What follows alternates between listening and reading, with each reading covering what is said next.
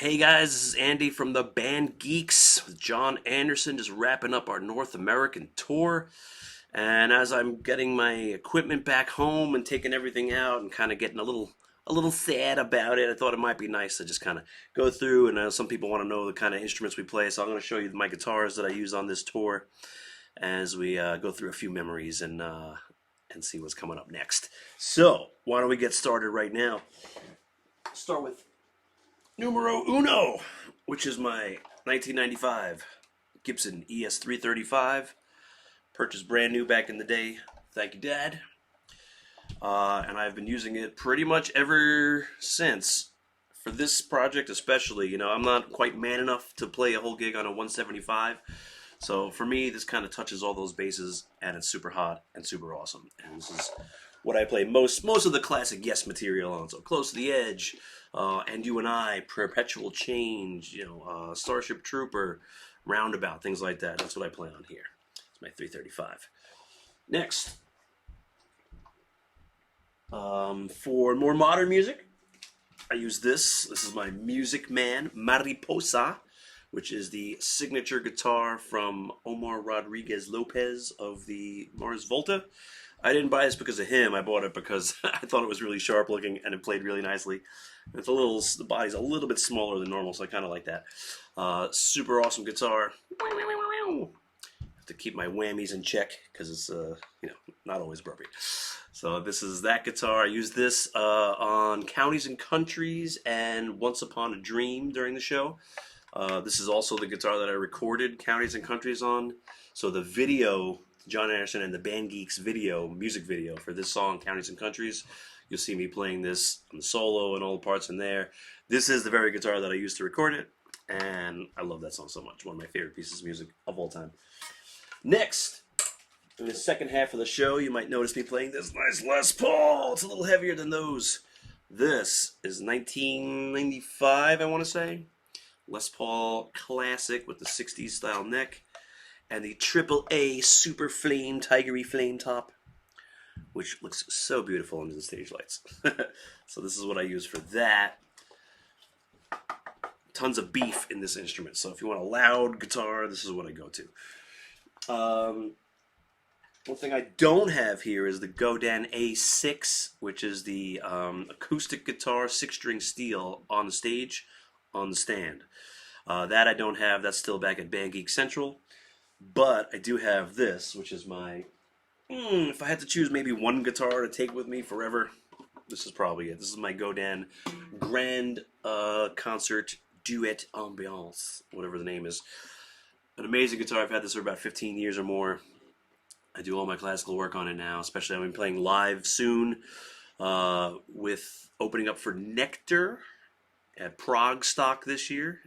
So check that out if you're in the Jersey area, and a couple other shows with those guys. But just opening up and playing some of the Yes music, and I have a couple other things that I do in that vein. This is what I use for all that. I use this to play Leaves of Green on the tour this year, and all that. Wonderful instrument, and I was very happy to be able to use it to play something like that. Classical guitar is my thing too. So to be able to play Leaves of Green with John Anderson on stages around the country is like, I couldn't have written it out any better. Now, just to wrap things up, just want to go over just thinking about the tour and just throw out some couple of memories here and just kind of wrap it up for you. Started in California, which is a lot of fun. Had my In-N-Out burgers and all that good times. Thousand Oaks, San Jose. Got a chance to go into the mountains near San Jose. I found something called Henry Cowell State Park. And for me, I see Henry Cowell at the composer. Turns out the composer's father was some kind of conservationist or whatever. So they have a really beautiful little area you can walk through with the big trees. Get you feel like you're in Return of the Jedi. So that was kind of fun going there. While we were in San Jose, took a day trip with the family up to San Francisco. Had a beautiful time there. And I got a chance to go to the Guitar Solo store, Guitar Solo Publications, famously mail order catalog with sheet music and instruments and all that kind of good stuff. So to go to their store was really exciting. I got a chance to go in and see some wonderful instruments, look through an amazing amount of sheet music. Found a bunch of things to get, and some nail kale products and all that kind of good stuff. So really awesome to see that. From there, we played in Napa. That was kind of nice. Get some little vino while you indulge in some progressive rock. Went to Denver. Got a chance to go to Casa Bonita with the fellas and ladies. And so that was really exciting for you South Park's over the people. You know what I'm talking about. Then we went on to St. Louis and Cleveland. Cleveland, where the smoke from Canada came in. That was really interesting to fly through those kind of conditions from Cleveland to Chicago, where it was also kind of bad. Got to play at the Arcada and the Des Plaines Theater in Chicago. Checked out the Chicago Music Exchange. Although none of them had my picks. I went to like 3 guitar centers on the Chicago Music Exchange. Nobody has my Dunlop Ultex Sharp picks.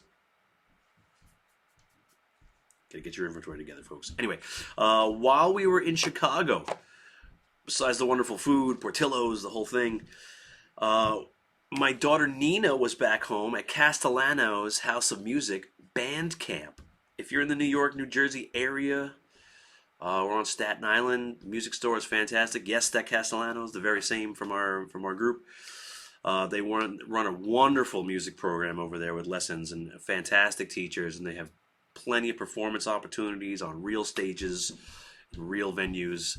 You know, really wonderful thing. And she was there, and she got a chance to play, and we watched her on FaceTime during our break in the show. So that was really awesome. She got a chance to see her doing a thing.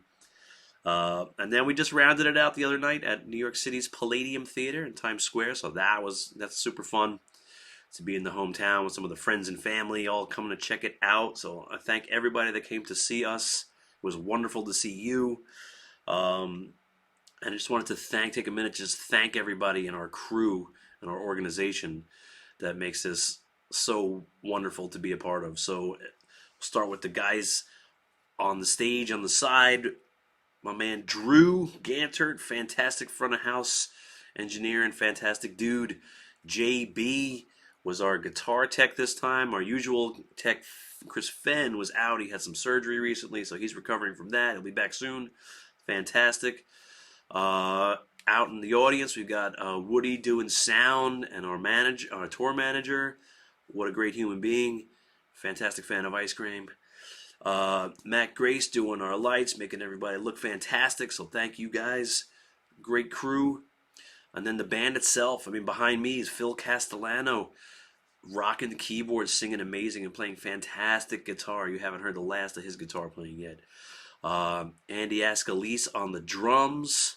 The other Andy, what can I say? The fact that you don't know about him yet, you will soon enough. You can't stop him. Fantastic musician and keyboard player as well.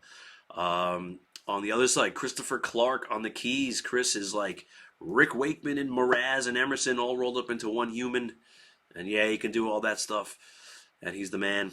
Of course, our musical director and the heart and soul of this band Geek thing, Richie Castellano.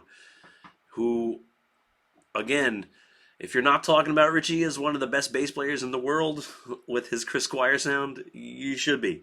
And if you're not talking about him as one of the best guitar players in the world with his stuff, you should be. You can go see him with Blue Oyster Cult anytime.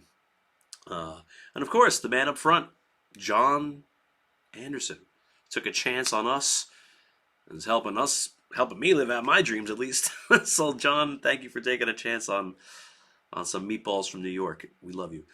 So that's pretty much that. It was a great tour. Had amazing memories, good friends, and great audiences. If you came to see us, thank you so much. I appreciate everybody that does. So we will see you soon. The guys are going out again in September and going to check out Europe for the first time. I'm sure that will be fantastic. And we have a brand new album coming out in a few months, I would imagine. It's probably going to be called Giving is Living, which is the name of the song that we played from it this tour. So if you want to check that out, there's plenty of videos online in case you want to see. But that'll be coming out officially, fairly soon. So I think it's going to be just as good as true, and who knows what the future holds. So thank you very much. You guys have a great time, and I'll see you soon. Let's keep prog rock going.